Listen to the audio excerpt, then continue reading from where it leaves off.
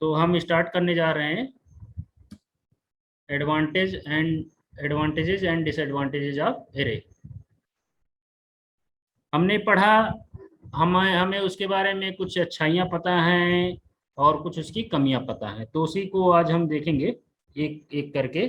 तो सबसे पहले हम देखेंगे एडवांटेज क्या है एरे यूज करने का, इसको यूज करने से क्या फायदा हमें। तो सबसे पहले अगर हम बात करें, it provides random access of element. Random access of element हमें प्रोवाइड करता है, यानी कि हम एरे के किसी भी एलिमेंट को रैंडमली जब चाहे एक्सेस कर सकते हैं इंडेक्स के मदद से, क्योंकि हर एक एलिमेंट का इंडेक्स होता है और उस इंडेक्स की मदद से हम क्या कर सकते हैं, किसी भी एलिमेंट को एक्सेस कर सकते हैं। एक्चुअली आपको अभी बहुत ज़्यादा इसका आइडिया नहीं लग रहा होगा, रैंडम एक्सेस और बाकी में क्या, बाकी चीज और कोई एक्सेस होता है कि नहीं होता। अगर आप पढ़ेंगे तो एक सीक्वेंशियल एक्सेस होता है। सीक्वेंशियल एक्सेस में क्या होता है, अगर मान लो किसी लिस्ट में 100 एलिमेंट्स हैं और उसके 50th एलिमेंट को आपको एक्सेस करना है जिसका इंडेक्स मान लो 50 है। मैं एरे के अलावा दूसरे की बात कर रहा हूं जिसमें रैंडम एक्सेस ना होके सीक्वेंशियल एक्सेस होता है। तो क्या होगा, आपको 50वें एलिमेंट को एक्सेस करने से पहले 1 बाई 1 पहले 1 से लेके 49 तक को पहले ट्रेवर्स करना पड़ेगा, यानी वहां पे जाना पड़ेगा, उनको एक्सेस करना पड़ेगा।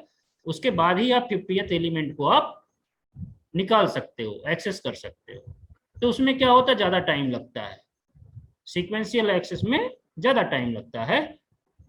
अगर हम रैंडम एक्सेस यूज करते हैं या कोई भी ऐसा डेटा स्ट्रक्चर जो रैंडम एक्सेस देता है उसमें कम टाइम लगता है। तो ये बहुत बड़ा एडवांटेज है एरे यूज करने का।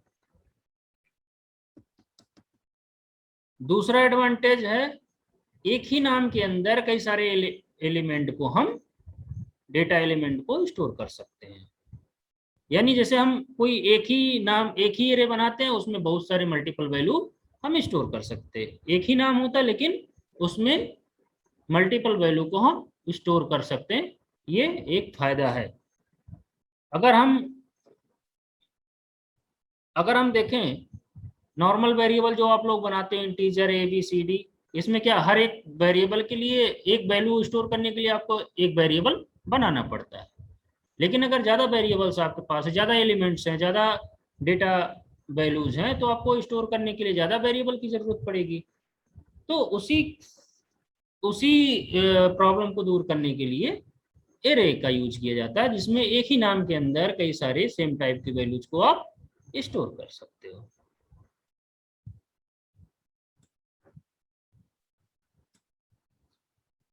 तीसरा एडवांटेज है, ये एक एप्लीकेशन टाइप का एडवांटेज है कि इसमें आप 2 डायमेंशनल एरे का यूज करके आप मैट्रिक्स का रिप्रेजेंटेशन आसानी से कर सकते हो, क्योंकि काफी ज्यादा यूज होता है मैट्रिक्स का कोई भी डेटा प्रोसेसिंग में, किसी टाइप के डेटा मैनिपुलेशन में, डेटा बेसिस में। तो और हमारे बहुत सारे मैथमेटिकल एप्लीकेशंस हैं जिसमें मैट्रिक्स की आवश्यकता होती है। तो आसानी से मैट्रिक्स को आप 2 डायमेंशनल एरे में रिप्रेजेंट कर सकते हो और उसको स्टोर कर सकते हो। बहुत सारे एप्लीकेशन है जो मैट्रिक्स का यूज करके सॉल्व होते हैं। तो ये तीसरा एडवांटेज है एरे का। अब हम देखते हैं डिसएडवांटेज क्या है एरे का। सबसे पहला डिसएडवांटेज जो है, जैसा आप लोगों ने पढ़ा था कि हमेशा एक ही प्रकार के डेटा को ये क्या करता है, स्टोर करता है। ठीक, एक ही प्रकार के डेटा को स्टोर करता है, यानी अगर हमें मोर देन वन टाइप के डेटा को स्टोर करना है तो इसमें हम स्टोर नहीं कर पाएंगे। ठीक है, तो एक टाइप का डिसएडवांटेज है। कुछ और डेटा स्ट्रक्चर आप लोग पढ़ोगे जिसमें एक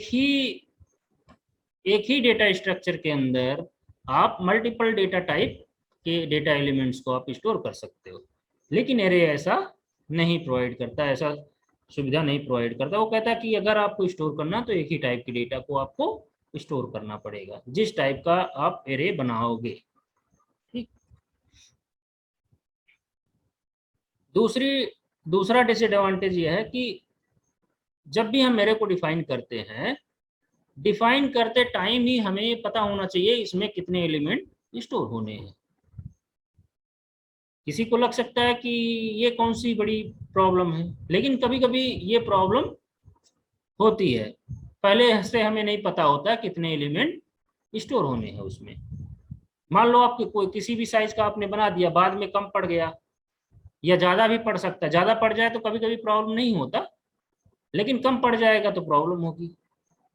लेकिन ज्यादा में भी प्रॉब्लम है। मान लो आप बहुत ज्यादा बड़ा साइज का बना दिए एरे, आपके पास मेमोरी एग्जॉस्ट हो जा रही है, तो मेमोरी एक बड़ा इशू है। तो उसको मेमोरी को इफिशिएंटली यूटिलाइज करने के लिए आप चाहोगे कि जितना हमें जरूरत हो उतने ही स्पेस का मेमोरी हमें लोकेट हो। तो उसके लिए हमें जानने की जरूरत होती है कितने एलिमेंट हमें स्टोर करने हैं, उतने का ही हमें उतने ही साइज का एरे हमें बनाना होता है। तो ये थोड़ा सा डिफिकल्ट होता है, हर सिचुएशन में ये नहीं पता होता हमें कितने एलिमेंट को स्टोर करना है। जैसे बहुत सारे एप्लीकेशन में ऐसा, बहुत सारे डेटा स्ट्रक्चर में ऐसा होगा जिसमें आप रन टाइम पे ही जो है डिसाइड कर सकते हैं कितने एलिमेंट आपको स्टोर करने हैं, कम करने हैं, ज़्यादा करने हैं। ये रन टाइम पे ही डिसाइड हो जाएगा, उसके अकॉर्डिंग ही स्टोर हो जाता है। लेकिन एरे में ऐसा नहीं है। तीसरा डिसएडवांटेज इसका ये है कि आप मान लो एरे बना दिए किसी एन साइज का, आप उसको छोटा करना चाहो या बड़ा करना चाहो तो वो छोटा या बड़ा नहीं हो सकता। जो साइज आपने बना दिया उतना ही रहेगा, उसमें आप अल्टर नहीं कर सकते, वो चेंज नहीं कर सकते। Array size can not be change once defined. एक बार आपने डिफाइन कर दिया तो वो चेंज नहीं हो सकता। यानी एरे साइज एक बार डिफाइन होने के बाद दोबारा चेंज नहीं किया जा सकता। ये रहे आपके डिसएडवांटेजेस ऑफ एरे।